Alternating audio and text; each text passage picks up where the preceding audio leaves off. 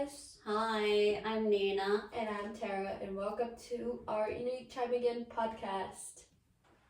So, viewers, please be advised that we're going to be taking out the context of Christianity as we become to be aware that the Christianity content is kind of hindering the Inuit culture, as we would like to openly talk about the spirituality and the beliefs and everything else.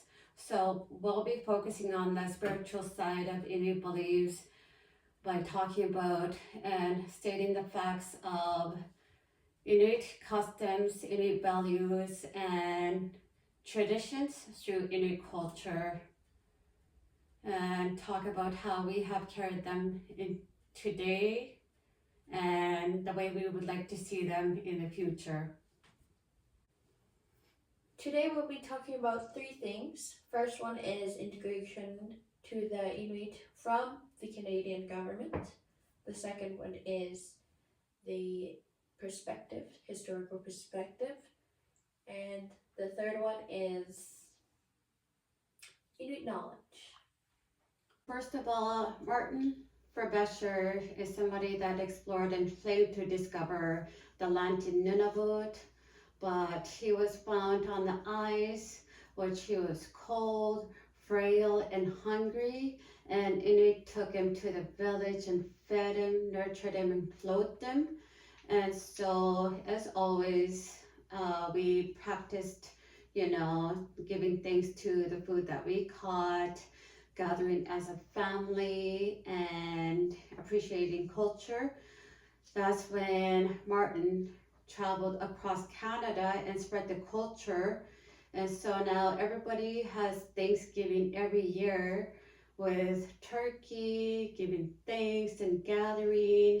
And I think that's something to be really proud of as Inuit and, the rest of the society that we are today. In my opinion, George Columbus is the guy who traveled across the sea. His location goal was to go to India. So when he arrived to a land that he doesn't know, he immediately thought, oh, India, I'm in India.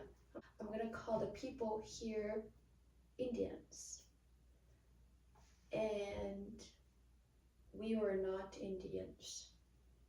We were people that lived here in Canada, and we were the indigenous people. So it was his mistake to call people here Indian and call this place India when India was all the way across the sea on the opposite way. Very agreeable. When everybody started to get to know that there's land in Nunavut, everybody started to travel, and it was the fur traders from the Hudson's Bay Company that brought the missionaries with them, who converted our Inuit beliefs into Christianity. And so everybody was using their Inuit names, and it's when they started to change their Inuit names to English names, because there was a missionary who was named Ukbik that would be going around giving them names and giving them necklaces that really didn't align with the names. But however, the names were in English. So for example, it was my grandfather who was Amnakjok throughout his life.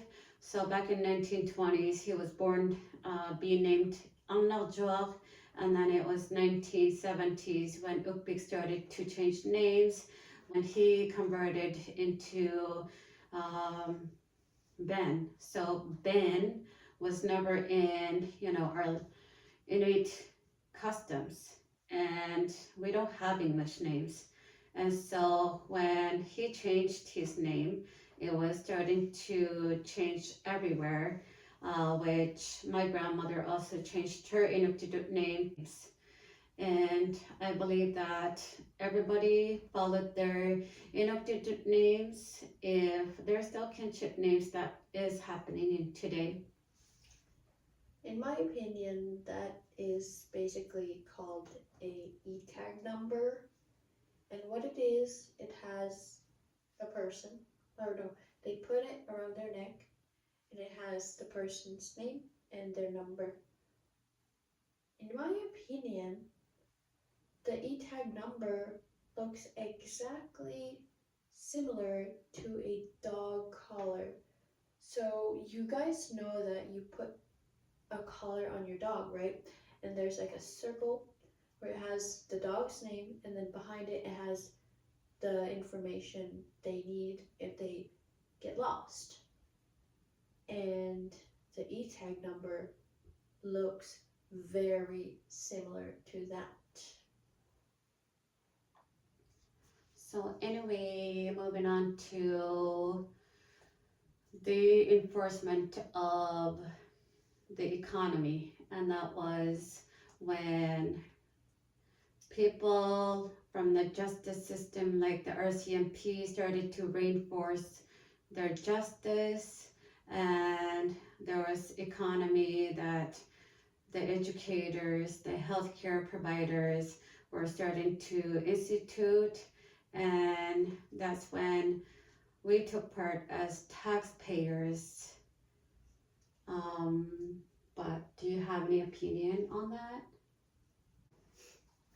In my opinion, before all of that, Inuit already had justice system where elders and adults were guiding the young generation to grow and learn the knowledge and the skills. And also by the education, we had the storytelling and oral history.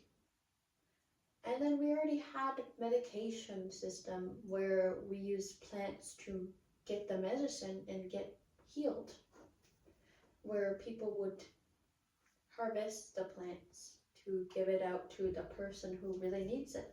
That is how we got the healthcare system.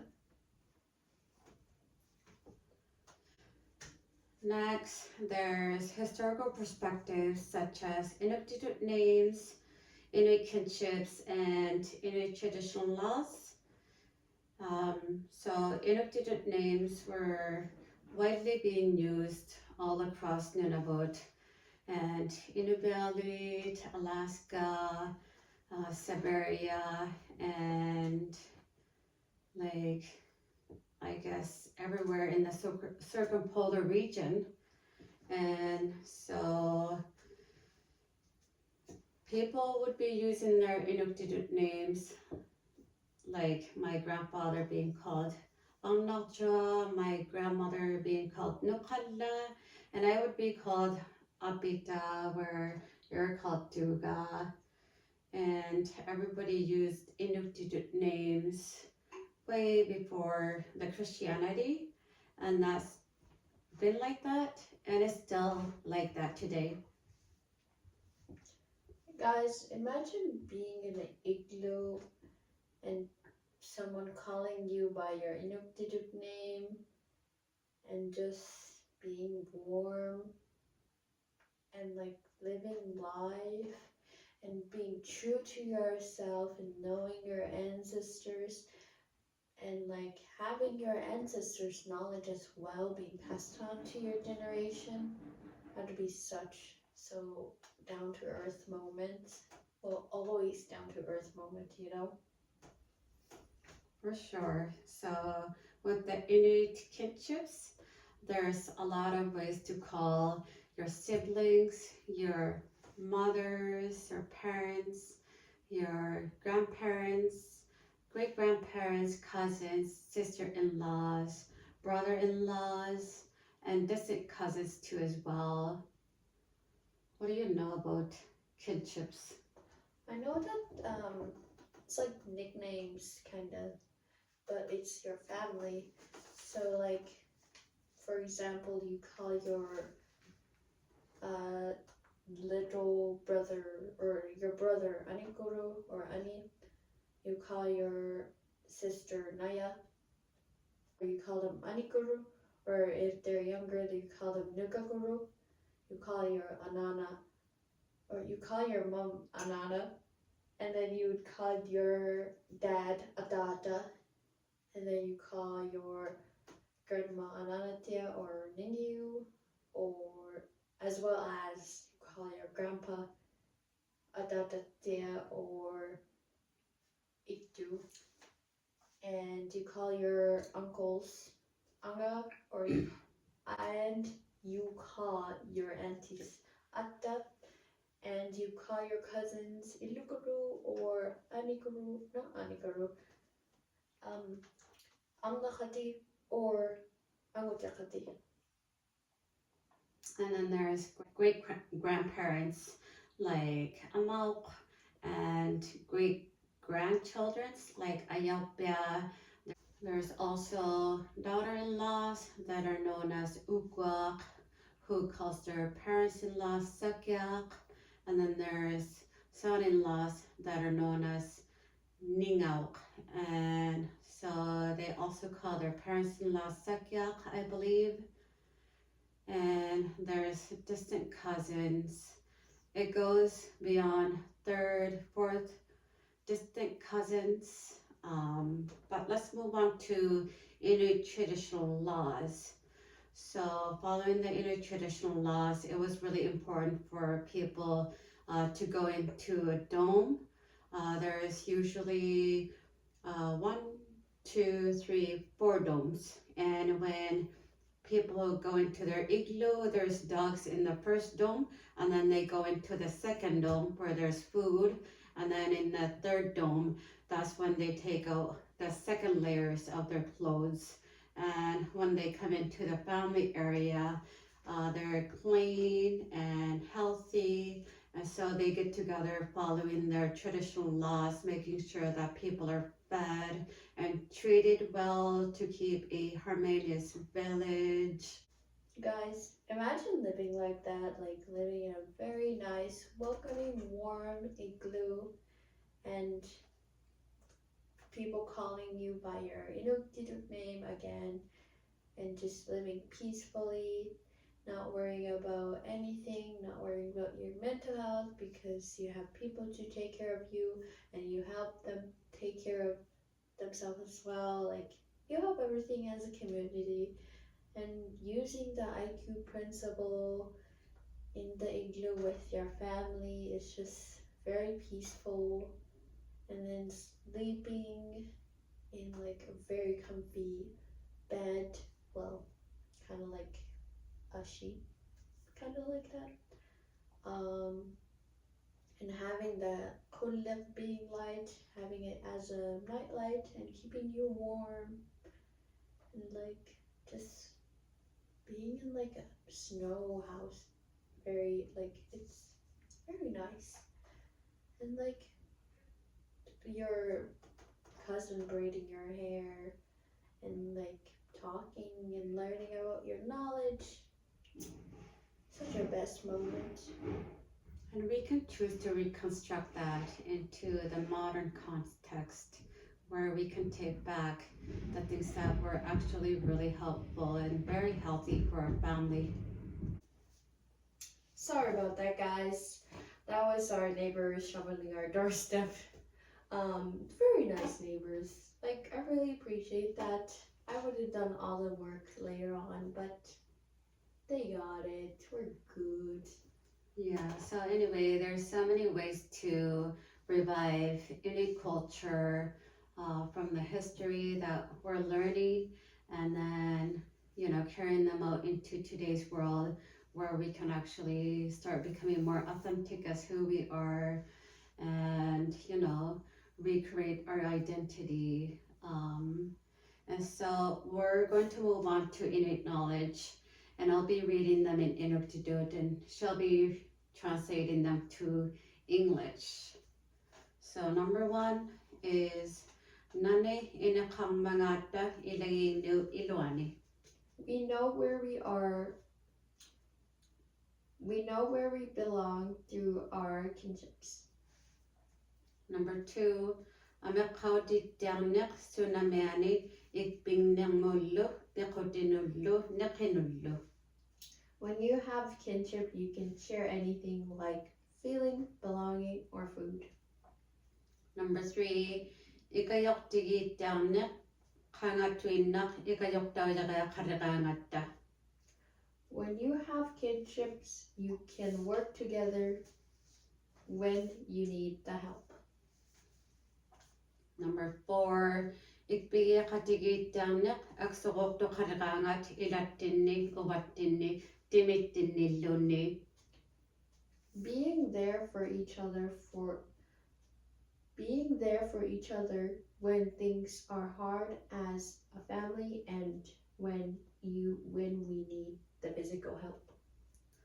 Number 5, ilagiittiarniq pittiaruttuup iluani.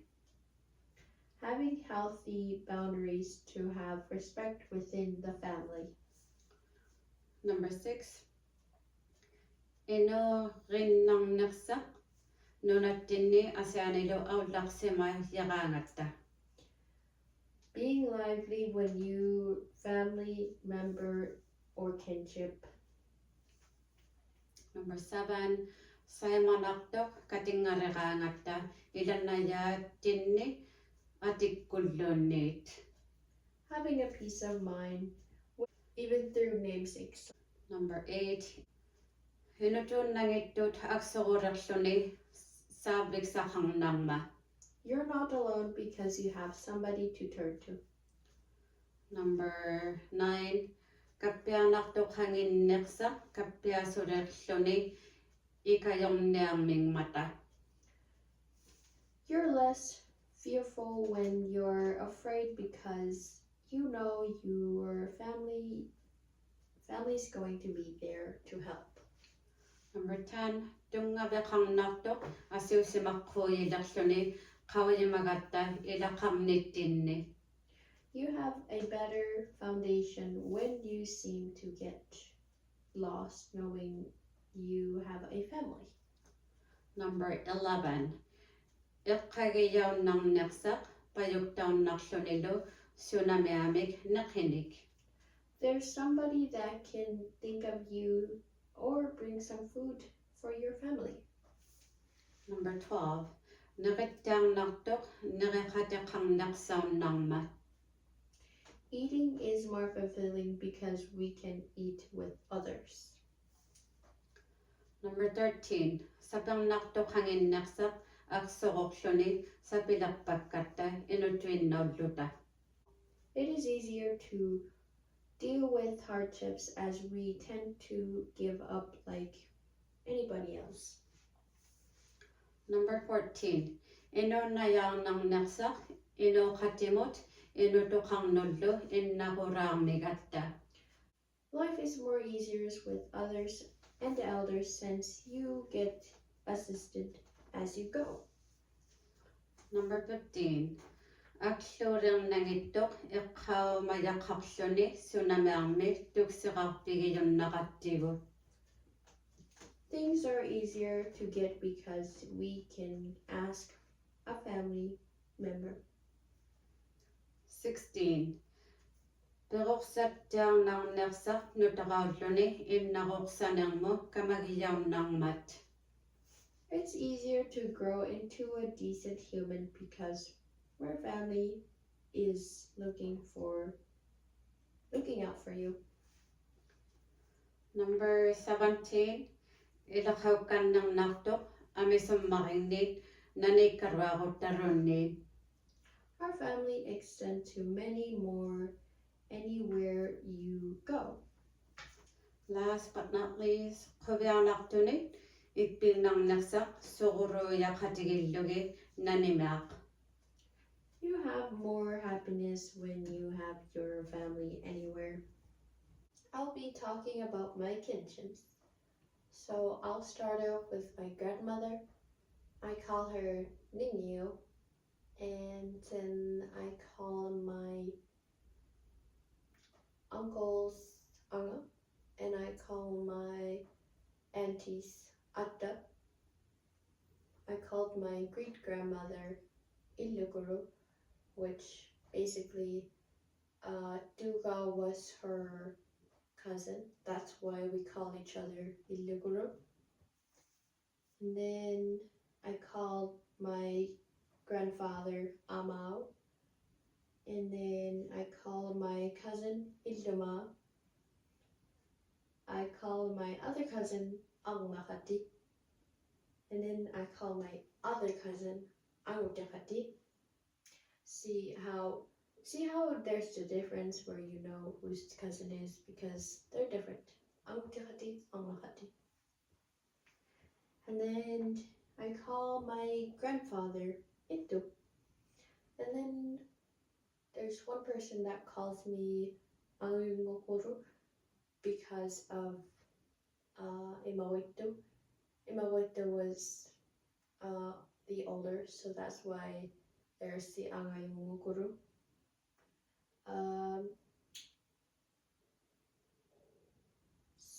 Someone calls me Avaguru because of I have a Gina. There's also another Gina. And then some people calls me Anana by Gina, also by Duga. Yeah, and that's all. So her kinship names are mostly to do with immediate kinships. However, on my side, on the other hand, all my immediate kinships are non-existent. I call them by their first names in English. But then when it comes to namesakes, I have so many family kinships through all my 13 names, which, you know, my grandmother was my auntie through a namesake.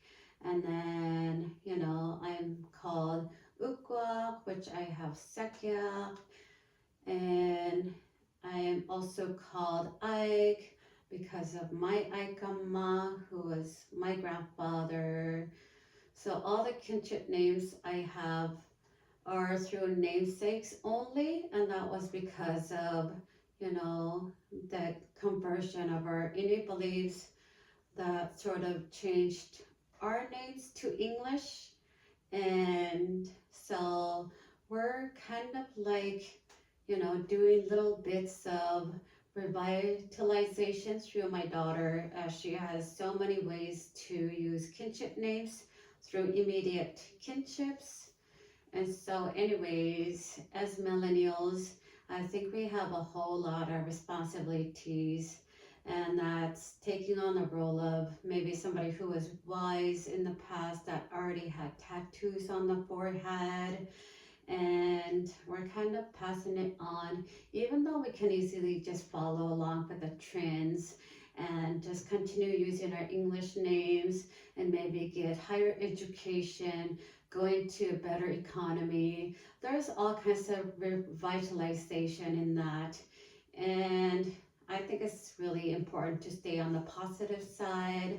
And so give millennials maybe a little bit more respect because they have a whole lot of weight on their shoulders.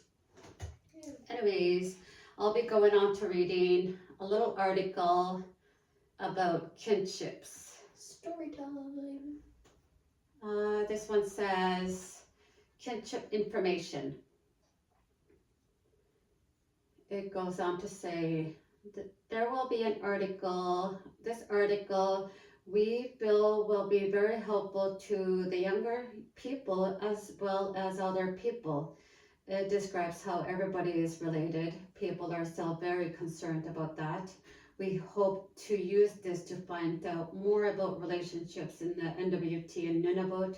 Relationships are seen in different ways, like names that we call each other, helping each other in this way.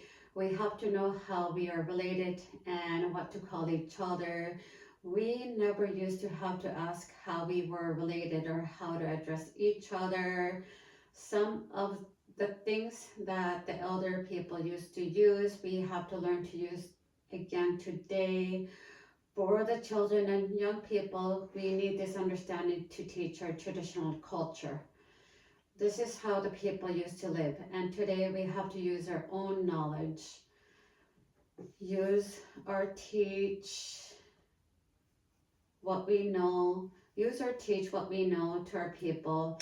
The Inuit Culture Institute is concerned with how to help our people, especially the younger generation, babies and children that will be growing up. We have to have something for them to learn and know.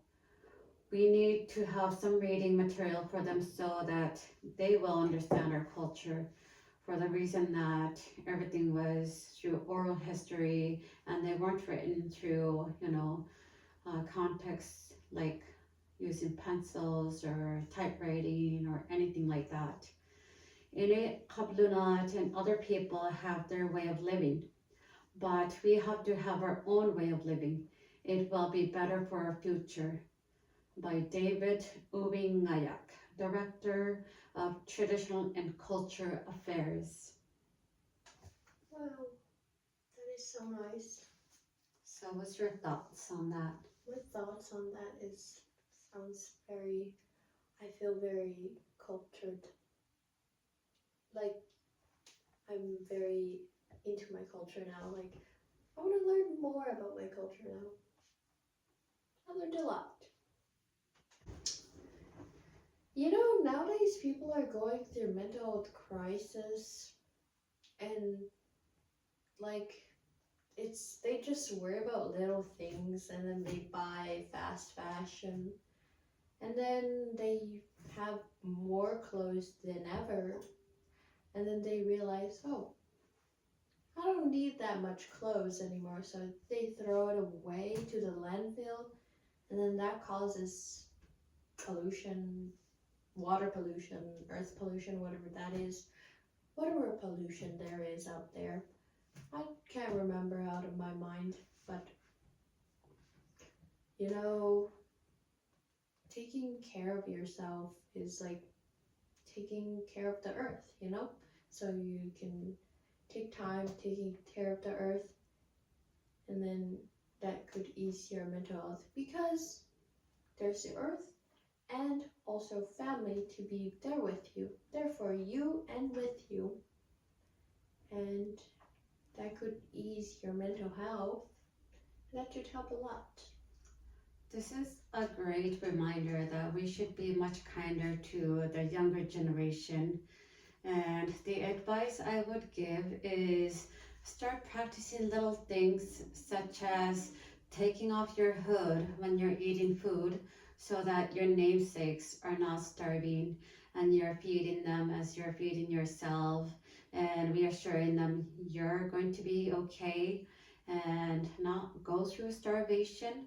And then maybe start doing your research about your kinships either through your namesakes and ask, a trusted adult what, the relationships they had with their families and what they called their, um, you know, children, maybe parents, cousins, aunties, uncles, grandparents, great grandparents, if whether it was through immediate kinships or through namesakes. And so start by little and start, making little research by asking people, and then maybe start putting together list of kinship through immediate name calling, like, brothers,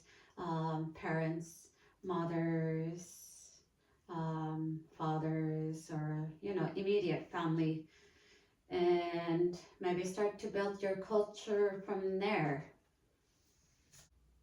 On a side note, people can believe whatever they want and think maybe I don't believe in God, but whatever. Let's stay positive and focus more on the inner spirituality through the customs, values, traditions, and the inner culture, and maybe revive the things that are actually working. And thank you so much for watching. We value Inuktitut to the fullest and to the best of our abilities, and we continue to grow using our Inuktitut language. Until next time. Tapavudi. Kuya Nami.